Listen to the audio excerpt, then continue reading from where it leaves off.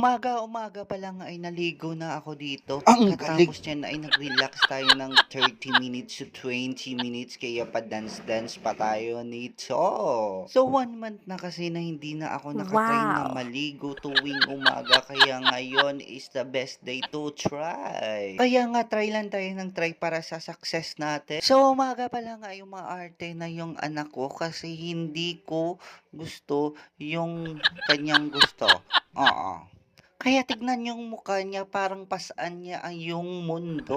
At parang galit na galit siya sa akin kasi hindi ko sinusunod yung gusto niya kaya yung mukha niya, oo.